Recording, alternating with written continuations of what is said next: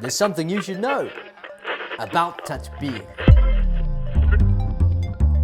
Imam Hussein, the grandson of the Holy Prophet, made the greatest of sacrifices on the day of Ashura to preserve the pure teachings of Islam. As Muslims, it's vital that we honor that great sacrifice. Amen to that. It would be a tremendous shame if instead of clearing up confusions, we added to them through our irresponsible behavior. Couldn't agree with you more, lad. So what are we going to do about it? Get blades and cut ourselves to ribbons. I think you missed the point. Every year, some Muslims carry out blood rituals known as Tatbir or Khamazani, cutting oneself with chains or blades so that blood flows from the head or the body in remembrance of Imam Hussein. Now, there's no doubt that the heavy majority of people who do this have the utmost love for Imam Hussein. After all, it ain't easy to just start cutting yourself. These feelings and intentions are genuine and pure in many cases. And this love, passion and regard for the infallible Imams is absolutely genuine, inshallah. The sorrowful, painful and tragic event of Karbala calls for extraordinary expressions of mourning. And this is exactly what some of our predecessors decided to do through the ritual of bloodletting. But we have to ask the question, is there no better way to express the love one has for Imam Hussein, which the Ahlulbayt themselves have recommended for us? Like reciting poetry, wearing black, weeping, and rituals that do not deter people from Islam, the Holy Quran and the Ahlulbayt. Ayatollah Makarim suggests that donating blood to blood banks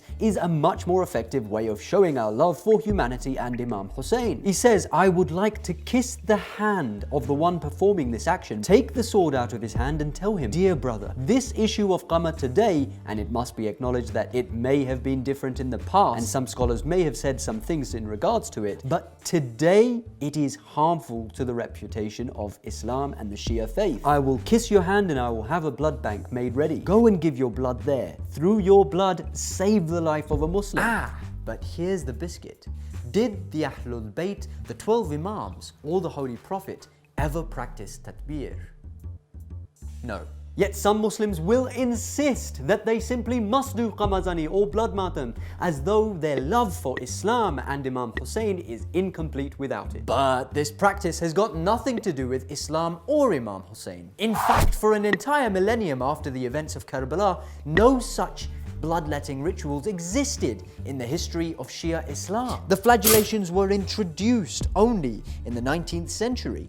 The use of chains and swords for flagellation was initiated by people not well versed in the rules of the Sharia. Nah, you don't say. Blood is one of the substances which Islamic law considers as najis, or impure. In other words, nasty. Here's a list of dangerous pathogens that are carried in the blood. But the bottom line is, Tatbir has no basis in either the Quran or the Ahadith of the Ahlul Bayt. No arguments in the Ahadith. What about Uwais al-Qarni? Oh, you mean the highly questionable hadith where a man named Uwais al-Qarni heard that the Holy Prophet had broken his teeth in the Battle of Uhud. So Uwais al-Qarni picked up a rock and smashed his own teeth out of love for the Holy Prophet, which is narrated in these two books. Hey, that one. Not only is this hadith not quoted from Shia sources, it's also not found in any of the earlier historical works of the Sunnis. Furthermore, did you know that some Shia sources narrate that the Holy Prophet never broke his teeth in the first place? When asked about this,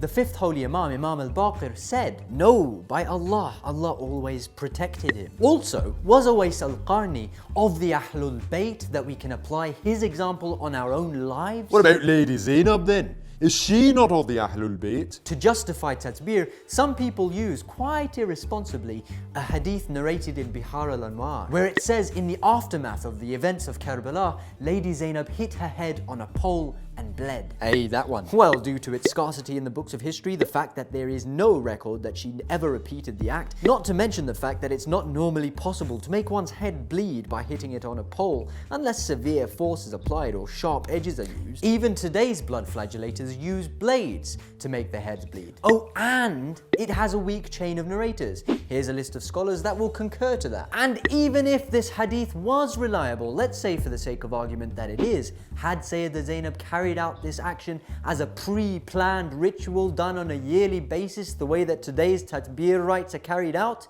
maybe there'd be an argument. But she didn't. It was a spontaneous reaction to the heart-rendering ordeal. But today you see people doing it year in, year out, as though it's the sunnah of the Prophet. Also, was it done with swords, blades, and chains the way it's done today? Or was it done with, apparently, a pole? Shouldn't you be doing it with a pole too then? Or perhaps a rock, the way that Awais al-Qarni apparently did it? Where did swords and blades come into the picture? Here's what some of our great scholars have said. Blood maatam in its present form does not have a rational or religious basis. It is a clear instance of deviation. This action has not been mentioned anywhere in the Holy Sharia. Not only that, but in any case, it causes damage and becomes a source of mockery for the others.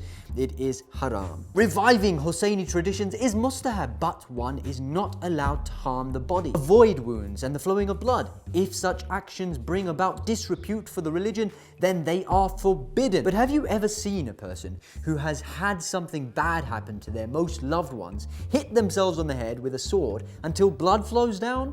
How is this action considered mourning? And yet people are hell-bent on trying to prove that Tatbir has anything to do with the religion. First you stop Tatbir, then you stop other things like prayers. What about crying for Imam Hussein? You get a problem with that too. What happens when prayers start harming the noble reputation of the faith? Well, prayers have a strong basis in both the Quran and the Hadith. The Ahlulbayt struggled for prayers, and some might even say that Imam Hussein gave his life for prayers. Right. Also, are you really going to compare shedding tears to shedding your own blood? You can't see the difference? No, they're the same. Okay. We've been doing Tatbir for years, and no one's gonna stop us expressing our love in our own way. The Holy Quran states, when it is said to them, follow what Allah has revealed, they say, nay, we follow what we found our fathers upon. What? And though their fathers had no sense at all, nor did they know the right way. Remember that every day is Ashura and every land is Karbala. Don't forget to share and stay tuned, inshallah.